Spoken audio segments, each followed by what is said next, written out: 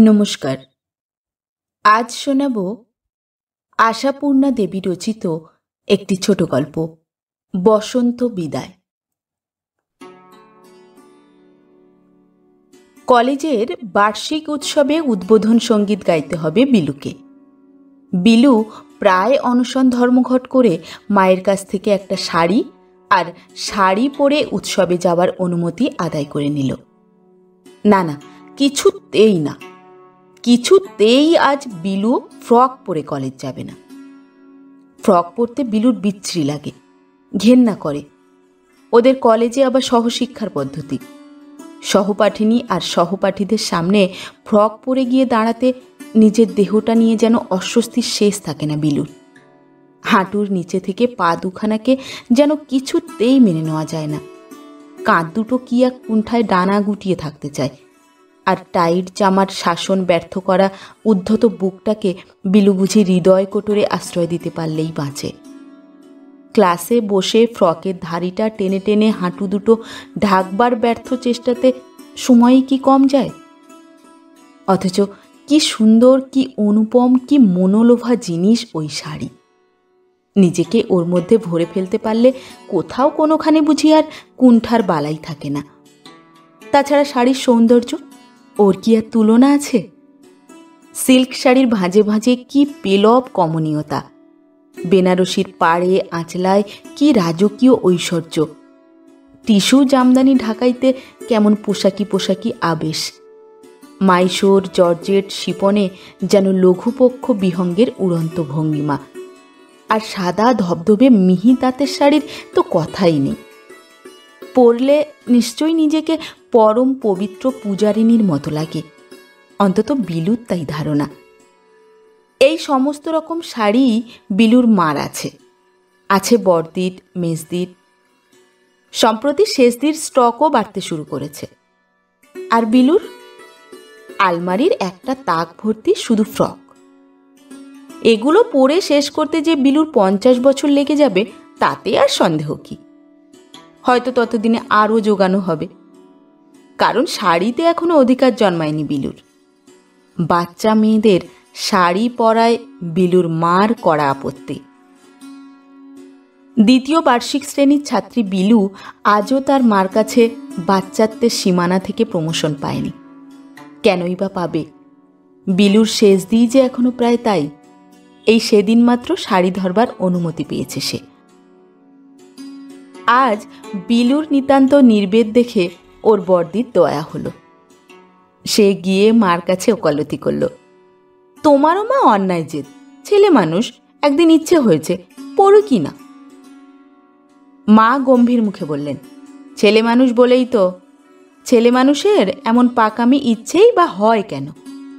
এ বয়সে হাসবে, খেলবে, ছুটবে, ফ্রক পরায় স্বচ্ছন্দতা কত। তা নয় জবরজংয়ের মতো শাড়ি জড়িয়ে। ছি, আমায় যদি কেউ অনুমতি দেয় তো আমি শাড়ি ছেড়ে ফ্রক পরতে পারি, পরে বাঁচি। বলতে গিয়ে হঠাৎ মায়ের গম্ভীর মুখের রেখায় এক ছিটে হাসি উকি দিয়ে উঠল, হয়তো সেই অপরূপ মূর্তি কল্পনা করে। আর সেই দুর্বলতাটুকুর অবসরে হেসে উঠল নীলু। বলল, স্বচ্ছন্দে মা, স্বচ্ছন্দে। আমরাই এ প্রস্তাব সর্বান্তকরণে সমর্থন করছি। মা আবার গম্ভীর হলেন, তুমি বুঝছো না নীলু, বিলুর এ একদিনের শখ নয়, অনেক দিন থেকেই শাড়ি ধরবার জন্য ও একেবারে অস্থির। কেন? মনের মধ্যে কতগুলো পাকামির উদয় হলেই এইরকম শখের ভূত ঘাড়ে চাপে। একদিন শাড়ি ছুঁতে দিলেই ও নিশ্চয়ই রোজ বায়না নেবে। নীলুর মন থেকে বিলুর বয়সের স্মৃতি হয়তো অনেক দিন মুছে গেছে, তাই ও কেবলমাত্র অনুকম্পার দৃষ্টিতেই দেখছে বিলুকে। সেই দৃষ্টিকোণ থেকেই বলে, তোমার যেমন দুশ্চিন্তা, হাঁটতে গিয়ে যখন পায়ে পায়ে জড়িয়ে যাবে তখন নিজে থেকেই বলবে, ছেড়ে দে মা, কেঁদে বাঁচি। ওসব কিছু না, আজ একটা ফাংশন রয়েছে, একটু নতুনত্ব করতে ইচ্ছে হচ্ছে, এই আর কি। বেশ পড়ুক, কিন্তু বিলু মনে রেখো, মাত্র এই একদিন, রোজ রোজ এরকম বায়না নেওয়া চলবে না। আলমারি খুলে নিজের শাড়ির ভাণ্ডার থেকে একখানা শাড়ি বেছে নিতে অনুমতি দিলেন বিলু জননী। আর বিলুকে পায় কে? হালকা কমলা রঙের সিল্কের শাড়ি একখানা বেছে নিল সে, আর শাড়িখানা গালে ঘষে হাত বুলিয়ে বুলিয়ে অনুভব করে নিয়ে খুশিতে উপচে পড়ে সাজতে বসল। অবশ্য উপদেষ্টার পদটা বর্দিই নিল, সুন্দর একটা ব্লাউজও ধার দিল। গুছিয়ে পরে নেওয়ার পর পিঠের আঁচলটা কাঁধের উপর দিয়ে ঘুরিয়ে নিতেই বর্দি হেসে বলে, এই বোকামি, বুড়িদের মতো জড়ভড় ধরছিস কেন? আঁচলটা টাইট করে কোমরে জড়িয়ে নে। বিলু প্রতিবাদ করে ওঠে, না না, কেন, এই তো বেশ। যেন এতদিনের নিরাবরণতার প্রতিকার একদিনই করতে চায় বিলু। সাজ সমাপান্তে আরশির সামনে দাঁড়িয়ে আনন্দে প্রায় চোখে জল এসে গেল বিলুর। এত সুন্দর দেখতে সে, এত সুন্দর। মুখের দুপাশে লম্বা লম্বা দুটো বেনি ঝোলানোর পরিবর্তে আলগা করে এলো খোঁপা বাঁধলে যে মুখের গড়ন এমন অপূর্ব হয়ে ওঠে, তাই বা কবে জেনেছে বিলু? বর্দি, বিলু যেন শীষ দিয়ে ওঠে, কেমন দেখাচ্ছে? বাহ, এ তো খাসা দেখাচ্ছে রে। ওমা, খোঁপাও বেঁধেছিস যে, শিখলি কোথায়? এমনি, নিজে নিজে।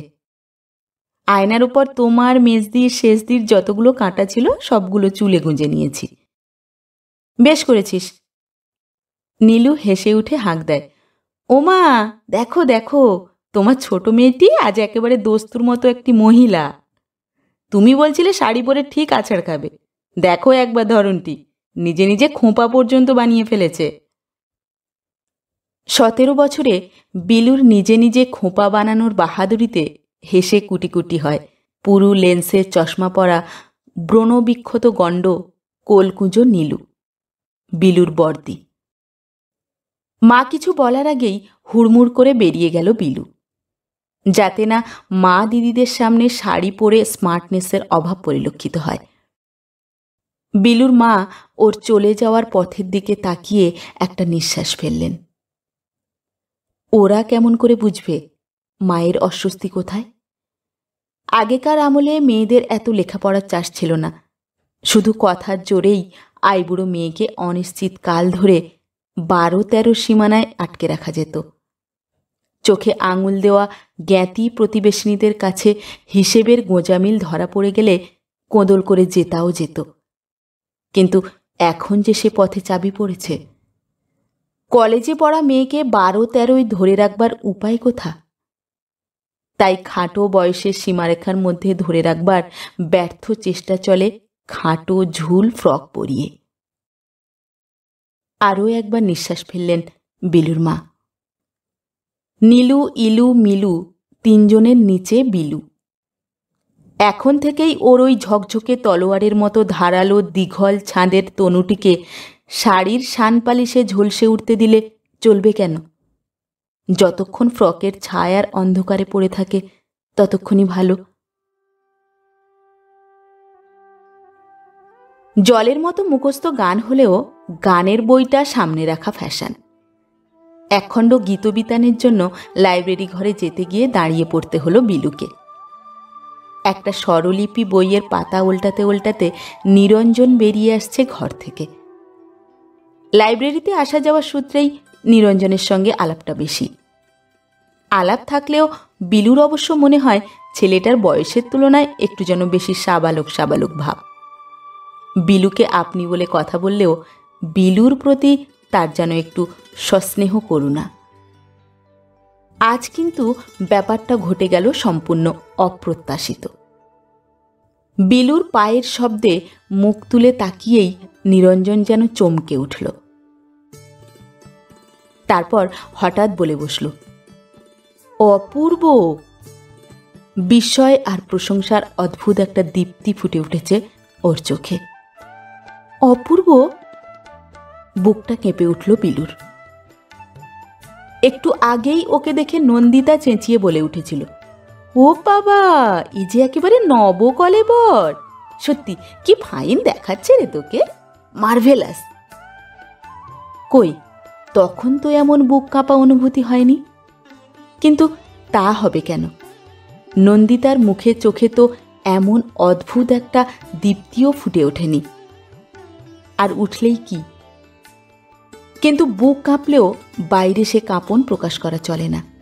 তাই অবোধ অবোধ মুখে বলতে হলো বিলুকে, কি অপূর্ব আপনি? আমি আমি অপূর্ব? বুঝেছি বুঝেছি।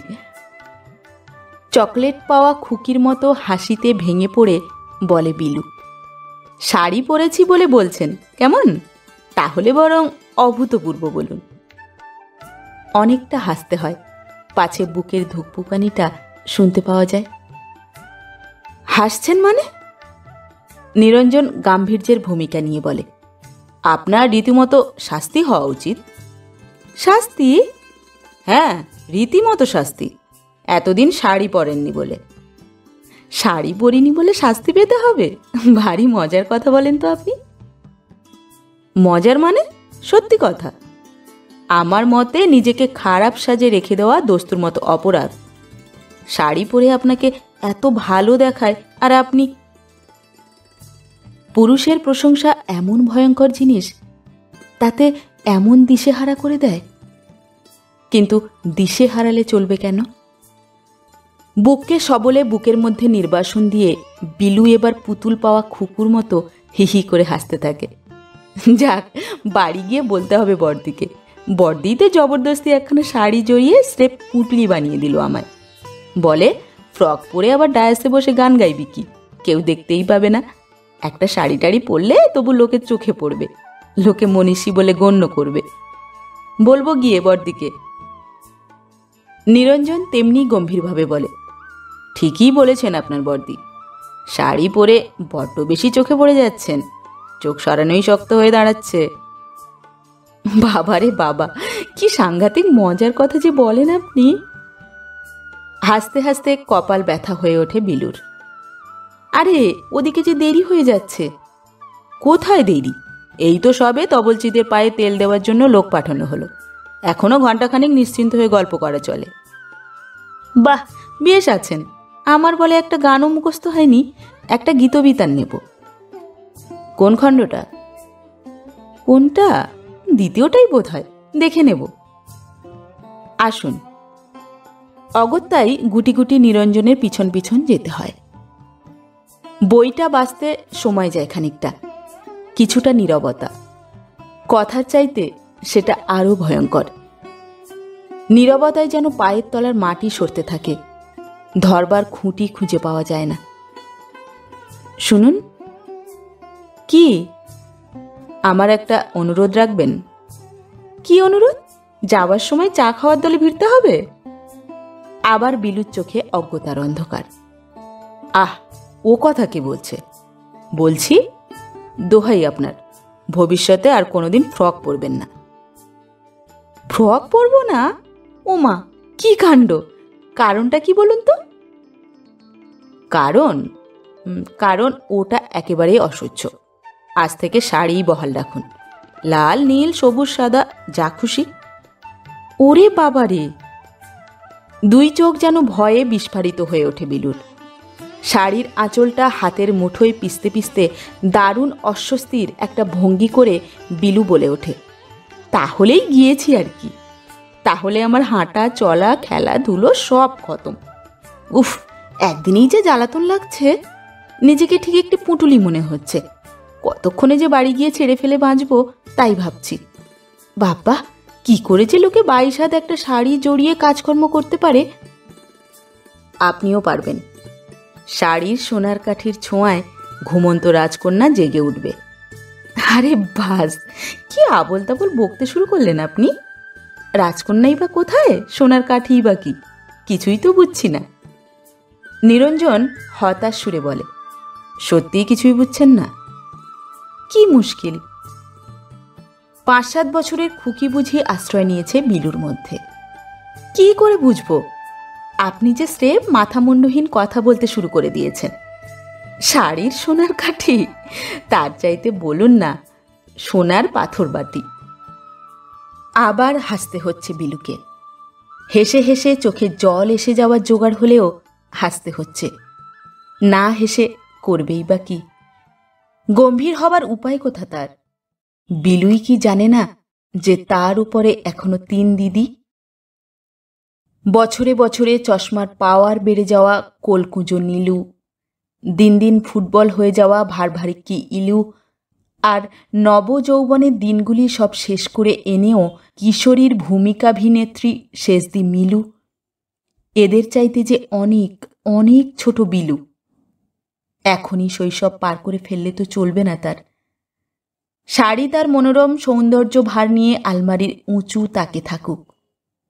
নিচের দিকের তাকটা বিলুর, যেখানে রাশি রাশি ফ্রক সাজানো। নমস্কার, পরবর্তী গল্প নিয়ে খুব শিগগির ফিরে আসছি। ততক্ষণ সবাই ভালো থাকবেন, সুস্থ থাকবেন। আর গল্প পাঠ যদি ভালো লেগে থাকে তাহলে গল্পটিতে লাইক করবেন এবং চ্যানেলটি সাবস্ক্রাইব করে আমার পাশে থাকবেন।